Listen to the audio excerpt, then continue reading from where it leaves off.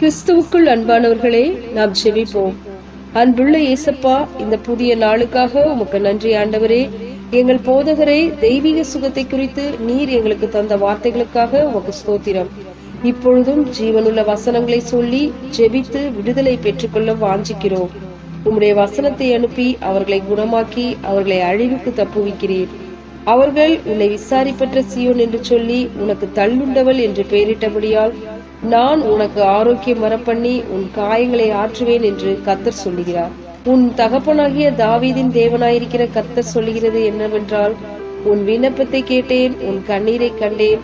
இதோ நான் உன்னை குணமாக்குவேன். அவர் உன் அக்கிரமங்களை எல்லாம் மன்னித்து உன் நோய்களை எல்லாம் குணமாக்கி உன் பிராணனை அழிவுக்கு விலக்கி மீட்டு உன்னை கிருபையினாலும் இரக்கங்களினாலும் முடிசூட்டி நன்மையினால் உன் வாயை திருப்தியாக்குகிறார்.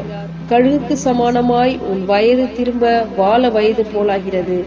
அதற்கு அவர், என் கிருபை உனக்கு போதும், பலவீனத்திலே என் பலன் பூரணமாய் விளங்கும் என்கிறார்.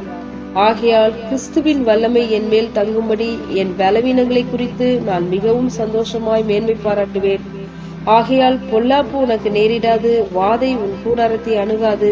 கர்த்தர் உன்னை எல்லா தீங்குக்கும் விலக்கி காப்பார். அவர் உன் ஆத்துமாவை காப்பார். இருதயம் நெருங்குண்டவர்களை குணமாக்குகிறார். அவர்களுடைய காயங்களை கட்டுகிறார். உங்கள் கர்த்தராகிய தேவனையே சேவிக்க கடவீர்கள். அவர் உன் அப்பத்தையும் உன் தண்ணீரையும் ஆசீர்வதிப்பார். வியாதியை உன்னிலிருந்து விலக்குவேன். எங்கள் ஜெபத்தை கேட்டு எங்களுக்கு பதில் கொடுப்பவரே, உமக்கே நன்றி. இயேசு கிறிஸ்துவின் இனிய நாமத்தில் ஜெபிக்கிறோம் எங்கள் ஜீவனுள்ள நல்ல பிதாவே, ஆமென்.